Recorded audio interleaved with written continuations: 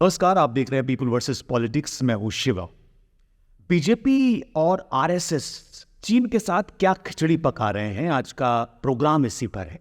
दो ऐसी घटनाएं जिसके बारे में बड़ी चर्चा हो रही है, लेकिन मेन स्ट्रीम मीडिया से ये दोनों घटनाएं गायब हैं। दो ऐसी घटनाएं जो ये बता रही हैं कि आरएसएस और चीन के बीच क्यों मीठी मीठी शीरी शीरी बातें हो रही हैं।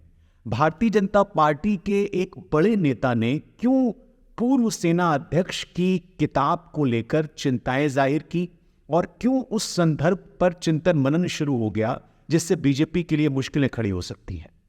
ये दो घटनाएं ये बताने के लिए काफी हैं कि चुनाव से ठीक पहले कुछ तो है जिसकी पर्देदारी है, कुछ तो है जिसको छिपाने की कोशिश हो रही।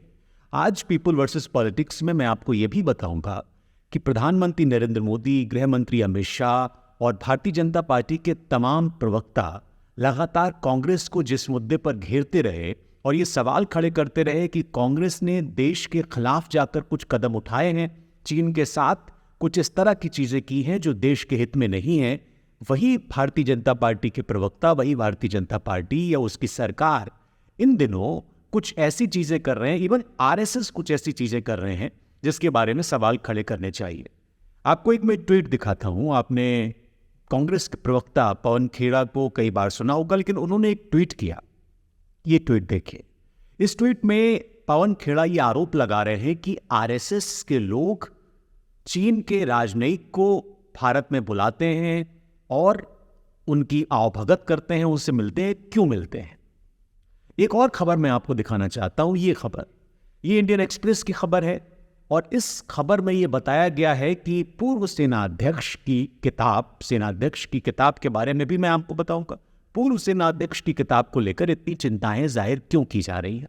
लेकिन पहले मैं आपको ये बता दूं कि इन दोनों घटनाओं का जो रिलेशन है वो ड्रैगन से है, हमारे पड़ोसी से है। वो पड़ोसी जो लगातार अतिक्रमण कर रहा है, हमारे देश में दाखिल होने की कोशिश कर रहा है, जिसको लेकर लगातार राहुल गांधी मोदी सरकार को घेरते रहे हैं और प्रधानमंत्री नरेंद्र मोदी खुद ही कहते रहे हैं कि ना कोई घुसा है ना कोई घुसेगा। इस तरह की तमाम बातें वो करते रहे हैं, लेकिन हकीकत इससे बहुत परे है।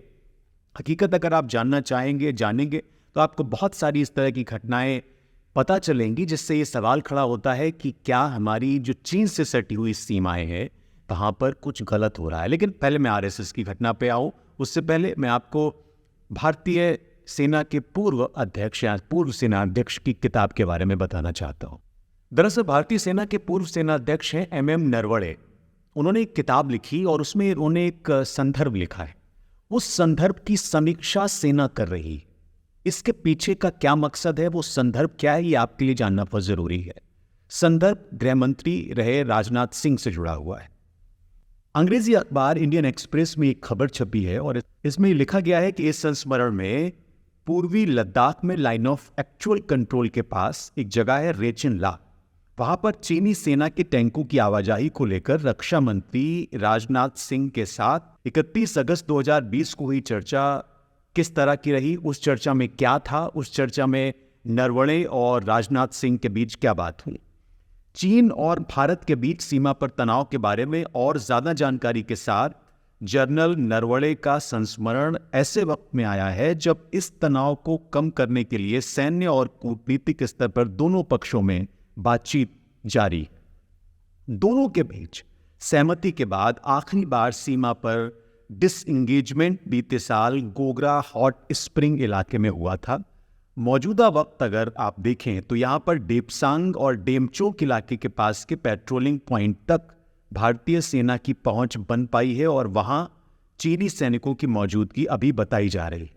इंडियन एक्सप्रेस ये कह रहा है कि किताब छापने वाले प्रकाशक पेंगुइन रैंडम हाउस ने इसकी सॉफ्ट कॉपी या फिर इसके कुछ अंश सार्वजनिक नहीं करने की गुजारिश करने वाले लोगों के बारे में बताया है। जनरल नरवणे की किताब इसी महीने बाजार में आने वाली है और इस किताब के कुछ संस्मरण ऐसे हैं जिसको लेकर भारतीय जनता पार्टी परेशान है, सरकार परेशान है। अब ऐसा क्या है इन संस्मरणों में, ऐसा क्या लिखा हुआ है इसमें? 2020 के कुछ संदर्भ हैं और 2020 के बाद जब जनरल नरवणे के हाथ में कमान थी उस बीच के कुछ संदर्भ हैं। सवाल ये उठाया जा रहा है कि कहीं ना कहीं इन संस्मरणों से चुनाव के वक्त, चुनाव के मौसम में भारतीय जनता पार्टी को, मोदी सरकार को नुकसान हो सकता है, इसलिए इन संस्मरणों की समीक्षा करने की कोशिश की जा रही है। अब इसी के बरक्स एक और घटना है, जिस घटना के बारे में आपको जानना जरूरी है, जिसका जिक्र मैंने शुरू में किया कि आरएसएस और चीन के बीच क्या खिचड़ी पक रही है। आरएसएस को क्यों चीनी लोग पसंद आ रहे हैं, क्यों उनको बुला बुला के आवभगत की जा रही है। और एक और बड़ी दिलचस्प बात मैं आपको बताता हूं, पहली बार इतिहास में ऐसा हुआ है कि इस तरह से चीन के राजनयिक भारत आए और उनकी आवभगत की गई, उनको कुछ मुख्य जगहों पर ले जाया गया। उन जगहों के बारे में भी मैं आपको बता दूं। दरअसल आरएसएस ने 1 महीने पहले, ये बड़ी गोपनीय जानकारी थी, किसी को पता नहीं था, किसी मीडिया में ये पब्लिश नहीं हुआ, लेकिन टाइम्स ऑफ इंडिया ने अभी हाल ही में एक आर्टिकल पब्लिश किया और एकदम ताज़ी खबर है, आपको कहीं नहीं मिलेगी। इस खबर में आपको ये समझ आएगा कि किस तरह से इस पूरे घटनाक्रम के बीच आरएसएस और चीन के बीच नज़दीकियां बढ़ी, चीन के कुछ लोगों के बीच नज़दीकियां बढ़ी, कांग्रेस ने इस पर सवाल खड़े किए। अब हुआ क्या, ये मैं आपको बता देता हूँ। दरअसल 1 महीने पहले की बात है, चीन के राजनयिकों के एक समूह ने, जो न केवल आरएसएस का वैचारिक विरोधी रहा है बल्कि अपनी विस्तारवादी नीति के लिए आलोचना का विषय भी रहा है, उसने दिसंबर के पहले हफ्ते में रेशिमबाग में आरएसएस के स्मृति मंदिर परिसर का दौरा किया था। ये किसी भी स्तर पर चीनी राजनयिकों की हिंदुत्व स्रोत की पहली यात्रा मानी जा रही है। हाल ही में कई देशों के राजनयिकों ने आरएसएस परिसर का दौरा किया है। 2021 में इजरायली दूत कोबी शोशानी भी आरएसएस के विजयदशमी समारोह में आए थे और इसके स्थापना दिवस के मौके पर यह कार्यक्रम आयोजित किया गया था। सूत्रों के हवाले से यह भी जानकारी मिल रही है, अखबार ने यह भी जानकारी छापी है सूत्रों के हवाले से, कि आरएसएस के जो लोग हैं उन्होंने दिल्ली के साथ साथ मुंबई के देश के वाणिज्यिक दूतावास से चीनी राजनयिकों की एक टीम को वर्धा में महात्मा गांधी अंतर्राष्ट्रीय हिंदी विश्वविद्यालय के दौरे पर भी बुलाया। यहां पर भी ये लोग आए। अब सवाल ये खड़ा हो रहा है कि आखिर ये लोग आए क्यों, ऐसा क्या हो रहा था कि इन लोगों को यहां पर बुलाया गया।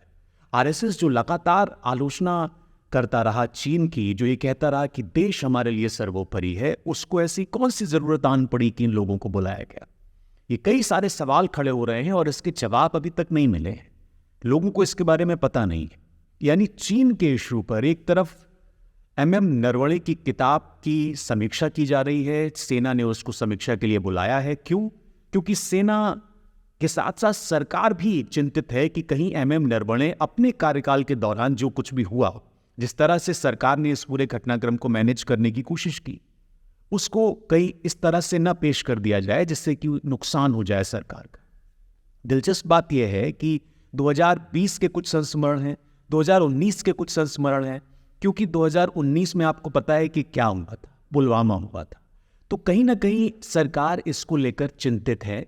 राजनाथ सिंह जो कि रक्षा मंत्री हैं वो इसको लेकर चिंतित है, क्योंकि कई सारी मुलाकातें उस दौरान हुई हैं राजनाथ सिंह और नरवणे की।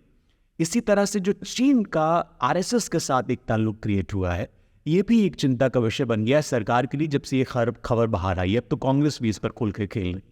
सवाल ये है कि जो देशभक्ति, जो देश की बात की जा रही है, उसमें कहीं ना कहीं पर्दे के पीछे कुछ और चल रहा है। ये क्या कुछ और है, इसका जवाब सरकार बेहतर दे सकती है, लेकिन सरकार तो जवाब देती नहीं है।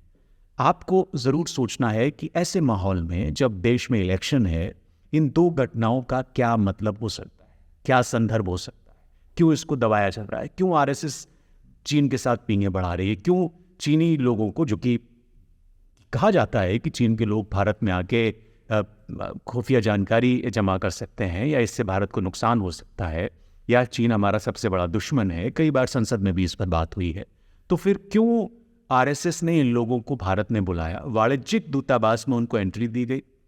इसके कोई भी तर्क हो सकते हैं, लेकिन सरकार ने अभी तक कोई तर्क नहीं दिया है।